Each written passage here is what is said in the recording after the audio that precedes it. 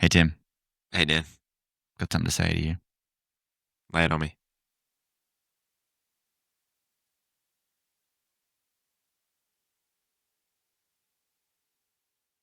Oh, what a catchy song. Xerocon opening day, main stage. But just feels like we should open up the same way they did when we're doing an episode about what we learn at Xerocon. Exactly. Nailed it. All you right. might be thinking, who is that band? It's Dragon. You might know this instead. Yeah, you might know this some. Oh, yeah. Yes, well. Good times had by all. Now for an even catchier tune. Hi, this is Tim. This is just a heads up that all the advice you're hearing in this podcast is general in nature. If you want something more specific, then feel free to contact us. Drunk accountant, drunk accountant, drunk accountant, drunk accountant, drunk accountant, drunk accountant, drunk accountant, drunk accountant, drunk accountant.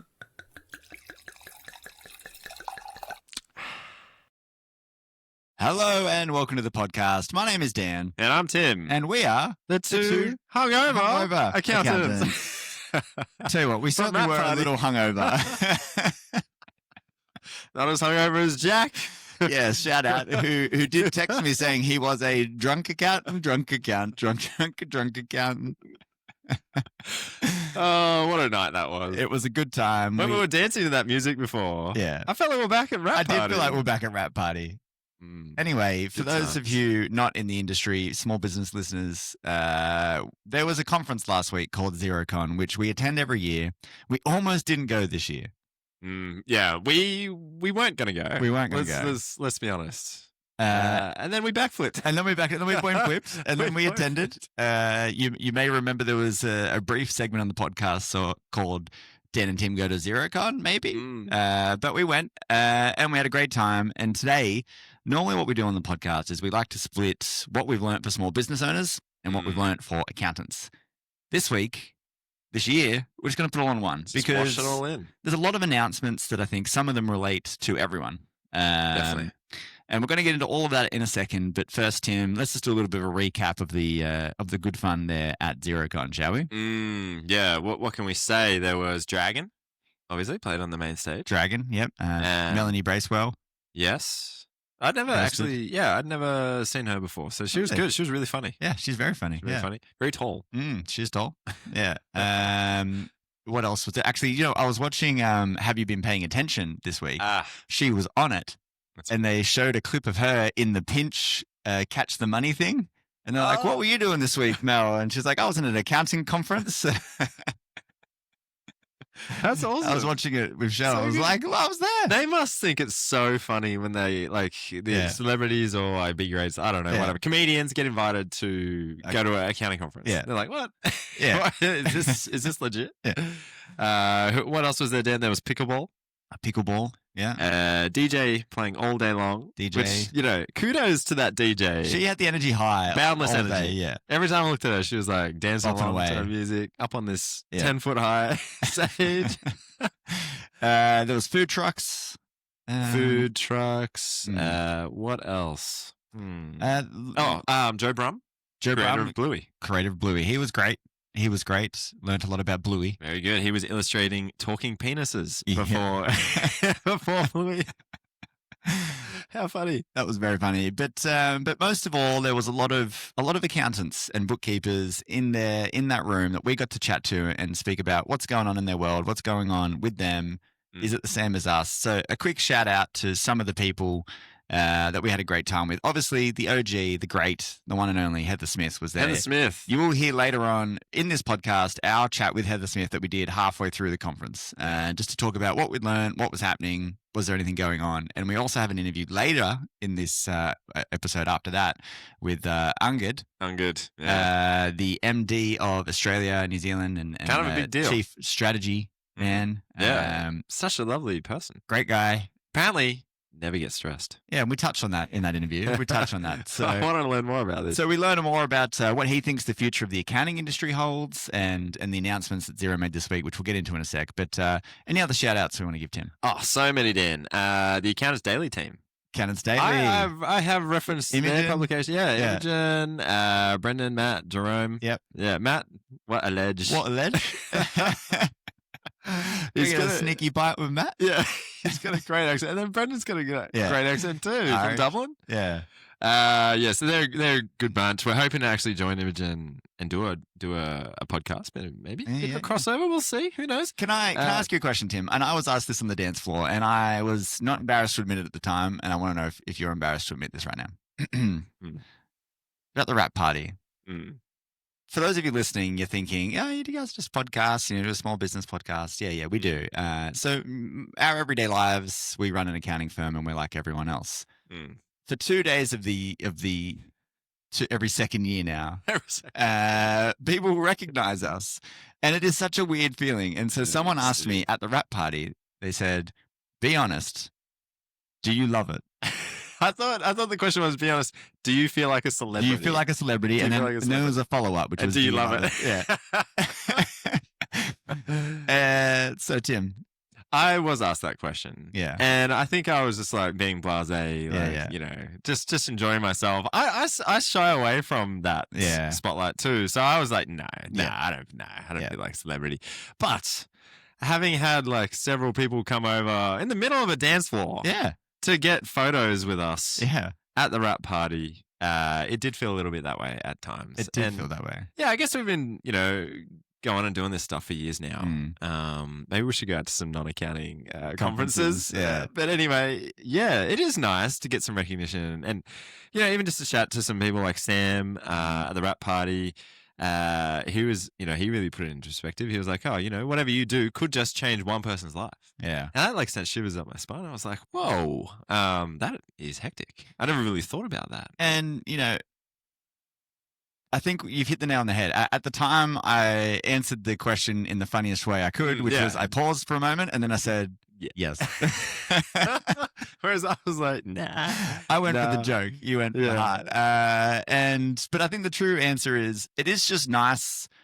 We forget people listen, and it is just nice when you come up to us and you say, hey, I listen to the podcast, because we sit here in a room and we interview people and we talk about what we're seeing out there. And it is just really nice to be part of that community and have people talk to us and listen to us. And we love the conversation. So if you see us around at any conference in the future, please come say hello. We want to know who you are, and we love talking to everybody. So but we met 100%. A lot of people. A quick shout out to some of the Xero folks. Yes, absolutely. There's one in particular whose name I got wrong on the night.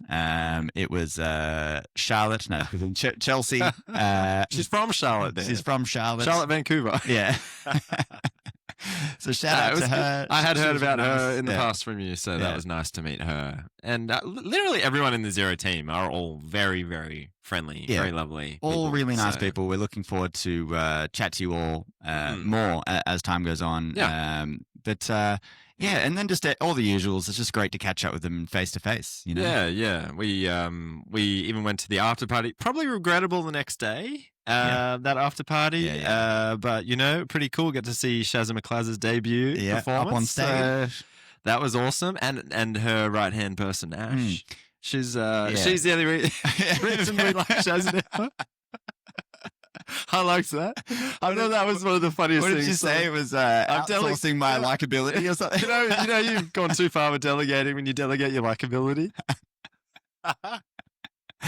It was great. It was I just did think about that a bit. The whole thing was, it was just an epic couple of days, and But anyway, I mean, there's a lot of announcements as well. So. If just one more thing, there is one thing that I did walk away with from the whole thing, and that's knee pain in my left knee from hitting the dance floor a little too hard on Thursday night. Shorty got low and he didn't get back up. That was went from the window to the wall. Yeah, exactly. You dropped it a bit low. It was it was a good time. Definitely the 3 hours sleep we had the next morning wasn't no great. Good. No, but I definitely felt better than Jack, who was meant to catch a train back to Coffs Harbour, and the train got cancelled, but he missed it. He would have missed it anyway. Ends up flying to Sydney, then back to Coffs from Brisbane. So definitely. I don't think we were the worst. No, definitely not. But Tim, more importantly to our listeners who are sick of hearing us talk about our parties, quasi-celebrity party status, what did we learn? What was important? Oh, look, there was heaps of announcements, and Yeah, I suppose it's nice. We talked about community. So that's a huge part of going to these conferences. And for many years, that's actually all we got out of Xerocon. Yeah. And Xero was all about its community. It still is, as it turns out. Maybe not as much, I would say. But it's, the community's taken on a life of its own. So that's really cool. But this year, Xero came out and really pushed a lot of announcements. And a part of me, when they were announcing it all, was a bit skeptical and was like, where was this 2 years ago? Yeah. Because some of it is just like tap to pay. Yeah. Or texting invoices. Yeah. Deposits in invoices. Deposit and progress payments. Yeah. Which is, don't get me wrong, I am freaking excited for this. But at the same rate, I'm like, this could have been done 3 years ago. Yeah. Surely, they were focusing on other markets. Fair enough, whatever. But so it's nice that they're making some big announcements. But the biggest of all was probably what they're heading towards with AI, I suppose. Yeah, and I guess we're talking about these announcements, but should we just ask Jax? I think we should just ask Xero. Yeah. Xero have announced they're pioneering this. They've got this AI agent in their software now, and it's been around for a little bit in beta and things going on, but it's called Jax. Just Ask Xero. Yeah. And we'll get into its features in a second, but we've been debating what is the verb here. Do you Jax it? Are we Jaxing it? Just Ask Jax. Do you Just Ask Jax, which is Just Ask Xero, and the other one would be Just Ask Xero it. Yeah, Just Ask Xero it. Yeah, I mean, do you Jax off? I suppose it's use it however you will. Yeah. I like Just Ask Jax because it sort of reminds me of a BAS statement. Yeah. Business activity statement. Yeah, or an ATM machine. Yeah, ATM machine. Exactly. There's so many. It's just like the English language. We just love to do that. Yeah. But definitely they were pushing that. And although it doesn't have any, at least they talked about it, it doesn't have agentic AI right now, which is. But it's coming. Yeah, which is like, Jax, go create me this recurring invoice. Or Jax, go. Well, I think the invoicing thing is what it can do now. But what they're bringing in is the financial analysis and then even more agentic stuff. And more agentic, yeah. So right now it's very basic agentic and questions. Creating an invoice, probably not that big a time saving, unless it's like copying a previous invoice. Yeah. But still, that's pretty quick in Xero anyway. So, I mean, someone we spoke to from the Xero crew, we won't hold them to this. We won't name names. We're saying you could potentially WhatsApp with Jax. And then they backflip pretty quick. And they're like, hold on, I better fact check this. I'm not sure about that. Yeah. But that's a picture of the world we're heading to. Yeah. I am certain things like that will be available in the next few years. Yeah. So what they're rolling out soon in Jax is you will be able to ask it to do basic tasks like this for you, but you'll also be able to ask it analysis of your business information, and they're also connecting it to OpenAI, ChatGPT. So it can take some information from the broader world, and they say that they're prioritizing certain, ATO websites over some guy's blog, all that kind of stuff. And you can ask it a question about your numbers. And so the example that they gave 20 times was, hey, can I afford this $20,000 van? Yeah. And then it would say, hey, analyzing your numbers. Taking loan repayments and interest rates from the web. We think loan repayments would be this, and based on your cash flow, you probably could afford it. Great first step. Yeah. I have some worries about it's missing broader context. This is where the concerns come from. I suppose this is where the fears come from as an accountant or a bookkeeper. So on the one hand, or the one side of the coin, it's like amazing. Like this is going to add so much efficiency for us potentially. And we'll talk about more of those efficiencies in a second with Practice Hub and work papers and things. But also for our clients, like it's going to really help them make their data cleaner. Yeah. But then if you're trying to use analysis and you've got shit data and it hasn't been allocated, and it's messy. Yeah. And even if AI is allocating it for you, because that was one of the big announcements, it's going to auto-reconcile. Auto-reconcile. But you've now got to review it. That doesn't just mean it's done. Yeah. It actually could be even trickier because now you got to find the mistakes. Yeah. And those mistakes could potentially be costly as well. So the fear from an accountant or bookkeeper is that business owners see this and they go, I don't need an accountant or bookkeeper anymore. Yeah. Because the AI is doing it. Yeah. Or if I'm going to have an accountant or bookkeeper, they shouldn't cost much. Yeah. Because the AI is doing all the dirty work for them. Correct. I would argue maybe maybe to some degree that's where we're heading with simple things. Yeah. But also, there's a lot more cross-checking and data tidying and verification that's going to need to happen. Yeah, exactly. And so I do think we are heading down some type of route like this. Like we were doing a media sort of product review, and they were showing jacks, and they were jacksing it, and I had a bad joke. I wasn't gonna. Anyway, they were showing all the jack stuff, and they did the same van example, and everyone's asking us questions, and we kind of asked, well, what's the future here? Will the business owner be able to say, hey, Jax, can you lodge my BAS for me? And they high-pitched laugh. Very nervous laugh. And anyway, change the subjects. No. Yeah. Who said that? They looked at each other. That? Yeah. Who told you that? Yeah. No. They called security over. Yeah. Took you aside. That guy. This guy is out. Yeah. So clearly that's where it's going to go. But if you think about it, there is no difference between that and hitting lodge right now. It's not hard to hit lodge in your BAS. Everyone can lodge a BAS. It takes 5 seconds. Exactly. The detail, like the actual I guess it's value false confidence. That's what we're worried about. That's what we're worried false about. Confidence and undervaluing or lowering the perceived value of the accounting and bookkeeping industry. Yeah. So that's the fear. It is a fear, and the apprehension, I believe, was the word we used. Yeah. Comprehension. Yeah, and I think where I think it's probably going to go is our scope will just grow. We're going to still be valuable, but there's more we can do. Yeah. Like if you're a bookkeeper, your job probably won't just be reconciling everything. Instead, it might be managing payroll and payments and accounts receivable and coordinating paperwork and more comprehensive. It's more comprehensive back office sort of service. Yeah. Which is probably more valuable anyway. Yeah. Yep.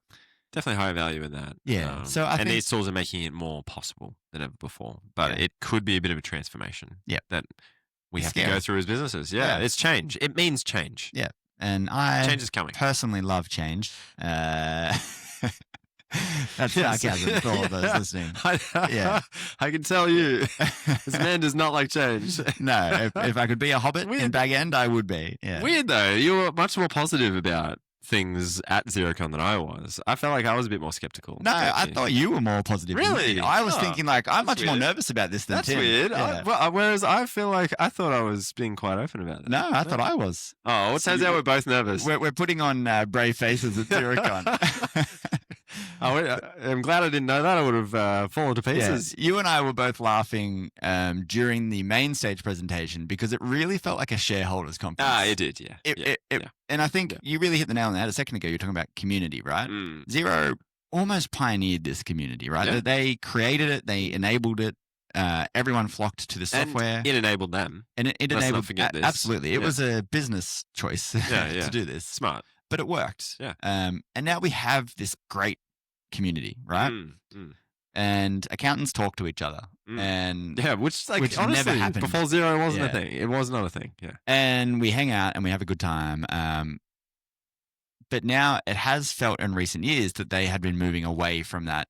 And to be honest, feels like they're withdrawing. My biggest thought was actually, are they preparing to skip us? That's the fear. Yes, the fear is the fear. Are they going to move beyond accountants? Do they need us? Are they just going to go straight to the client now? But I mean, Angad in his speech did say, "We've got you back." Exactly. So, let's hope they walk the talk. Yeah, that's all we can ask for, right? Well, we know what our value is, and we know it's more than just the paperwork. So I think there's not too much to worry about. I'm feeling pretty positive about it. I actually think these AI tools are going to be great, and they're going to really help us move forward. As long as you're not sitting there and not improving and innovating and changing with the technology. Yeah, you got to ride the wave, not to. You can't just sit back. Because you are definitely going to be left behind, I think. Yeah. So. But yeah, a few great announcements that came along with that. Obviously, there's going to be, you mentioned a few of the payment ones already, Tim, which I think are actually it's probably worth rehashing that. You're going to be able to pay pay bills from Xero, including BPay for any bank. This is huge. Like at any previous Xerocon, that alone would have been the biggest announcement. The main event. It would have. And we all would have been like, yes, it's finally here. But because it's sort of 3 years late. Yeah. Because you remember, it probably was like 3 or 4 years ago, there was the NAB announcement. We're all like, that's where they're heading, finally. Like, yes, this is And sick. then that just fell apart. It did because you had to pay. You had to like pay $4 per transaction or something. And now it's just any bank. Yeah. Any type of transaction you can pay from Xero at some point soon. We were speaking to them at the stand. We're like, so what banks? And they're like, all of them. Yeah. Like, okay, even like, I don't know, a small one like Bendigo Bank or something. Like, yeah, any bank in Australia. Yeah. Like, what? Yeah, you an idiot, Tim? Of course it's any bank. Yeah. We're just so like, is this real? Like, this feels way too easy. And obviously it's not out yet, but that's a big announcement. If you're a builder, you're going to love that, but you're also going to love making progress payments or having progress payments in your invoices. Such a simple thing that hasn't existed for a long time. Yeah. Also, if you're a tradie, everyday kind of tradie, taking payments on your phone. Tap to pay. Tap to pay. That's already out. That's been out for a few weeks. I really like this one. I'm actually even considering using it. Like if I do an advisory session once off with a new client. Yeah. Perfect. Tap to pay. Because we got rid of our FPOS machine years ago. Exactly, yeah. So it makes a lot of sense. So they can just use their Apple Wallet or their card, tap to pay on your phone. Yeah, we can just say pay now if you want. Pretty cool. Yeah. What else, Dan? Texting invoices. Love that. So everyone has that already. Yeah. Try it. Have you received any? I have not. I've received one. It comes from Xero. Okay. And then there's a link to the invoice, and then it's just on your phone, and you can use your Apple Wallet to pay if you want. I just looked up the. I could see the bank details and I transferred money. So, and then also what I like this sort of going under the radar is a statement. You can choose all the outstanding invoices you want to pay and pay it in one hit. I do like that. That's cool. Yeah. That is very good as well. Oh, and they've changed the invoice template. Yep. So the invoice template's changing. They're getting rid of the payment slip, right? Yeah. The scissor line. You can rip that off. The remittance advice you could like cut off send back. Actually, one of the funniest things was where someone mentioned, oh yeah, but is there going to be a place to put your bank's account number, right? And I'm like, what? It's like, oh no, that still goes in the notes. That's mind-boggling, isn't it? Yeah, so that's the thing in Xero right now. In your invoice settings, you've just got to put your BSB account number and account name in the notes. Yeah. And so maybe Xero will one day bring that in. Because a lot of people who start their Xero file don't have bank details on their first invoice. Until someone's like, where's your bank details? They just think everyone's paying through Stripe or whatever these days. That's probably what they want. It's fair for a lot of people, but that's what they want. Yeah. Yeah, so all of that. And then what? Xero is going to look different. So the homepage is going to have you're going to have a few different tabs at the top. It's going to say home instead of dashboard, and it's going to have a few different things. Sift Analytics is going to be built in. Yeah, so I've tried this already. It's available to us. Yeah. I went into the Sift in Xero. So it's called Analytics by Sift. And then if you go into Sift, it's Sift by Xero. It's limited. It's limited. Yeah. It's sort of like the cash flow that it used to be, but it's good enough for people, I think, who just aren't looking at anything right now. This would be a good first touch point. Sift itself is heaps better. Yeah. Which every business edition of Xero has a free Sift file. Correct. Now, so if you're not using that, make sure you reach out to your accountant or set it up. I guess if you're subscribing direct with Xero. Yeah. And then for the accountants and bookkeepers specifically, Partner Hub. That's Xero right. Partner Hub. If you're a user of XPM or Xero HQ or Xero Tax, My Green Xero, it is now all going to be one page called Partner Hub. And within Partner Hub, you'll have your tax agent, and it's going to draw all the tax information from the portal and show you what your lodgement percentage is and what's outstanding and draw in the returns. And Jax is going to be, they said it will have Jax. But the Jax is going to be limited to your client's information. So you can't ask Jax what my WIP is and all that thing yet. They said it will get there, but it's not going to do it yet. Yeah. It also will have a record of the unallocated transactions, let's say, in each organization. Correct. Actually, that is one thing we didn't mention. We sort of touched on it. Xero will auto-reconcile transactions now. But it's for any transaction that already was going to match. So pretty much everything you're just going to hit OK on. it's just going to it'll do that, which makes sense. Which is scary because some auto-suggest okays like way off. MYOB have been doing that for years, right? I think they have. Yeah. Yeah. So that's probably why they didn't harp on about that. Yeah. That's probably a bit of a catch-up with MyOb and QuickBooks, really, if we're being honest. So Partner Hub, that's a big deal for accountants. Yep. Very big deal for accountants. Then we've got the new work paper solution. So annoying for us, we held on with Xero Work Papers for years. We kind of worked it with our own things, and eventually we needed a bit more control over our work papers and our client and our team and how they processed work. So we switched. Yep. 2 years later, they have finally released an update to work papers, which they've partnered with BGL to make business work papers. So we'll see how that goes. See how it looks. Yeah, they finally did something 5 years too late, but. Then there's embedded SIFT and analytics and the enhanced AI super agent Jax. Just Jax it. Yeah. So anyway, a lot happening. Yeah, the industry is changing. The industry is going to change in the next few years. I agree. If we were to have a shot for every time the word Jax was used during any of their presentations, do you think we would have had more or less drinks than we did at the wrap party? Way more. Way more. I don't want to say how many drinks, because I can't remember how many drinks I had at that wrap party, but I think so. Yeah, so like at least 20 to 30 times. So. Yeah, and it wasn't just Xero. There was a lot of other apps, a lot of people in the industry coming up with great and cool ideas. There was one really cool one called Appfantry. I'm planning to try that out. That was awesome, It checked, plugged into your Xero file, figured out all your subscriptions.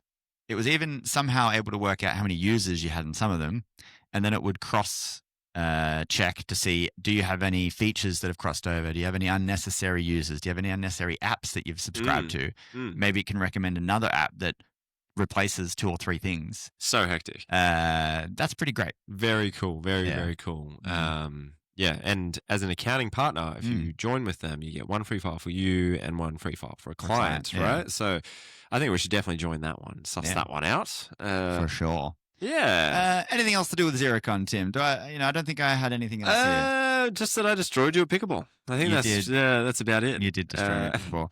Tim and I were having a nice friendly rally over the net, and then Tim would just like, don't bring that. Can you feel the power? They were just coming off so sweet. Yeah. I don't know. Yeah, so actually, there was one point. Was it on the second day? We'd followed the dancing ladies and the. That's how they finished it. It was like African because the party was going to be Safari Glitterati, so it was like a bit of an African, Latino vibe. So you follow all these people out and dancing, and then we're kind of sitting out there, and I think at least 3 times on the way out, Tim was like, do you have pickleball for free? Should we go to the pickleball courts? And I was like, no, we will. Follow these people out and we get out. So we're like, all right, Tim, let's go to the pickleball courts. And then we went over there and they'd closed. They're packing up. So I owe you a game of pickleball. Let's do it. Let's play soon. All right. Well, next up on the podcast, you're going to hear our chat with Heather. And then after our chat with Heather, you'll hear our chat with Angad. Yeah, Angad. And we'll be back next week with an all-new episode of The Two Drunk Accountants. Catch you then. Catch you later. Bye.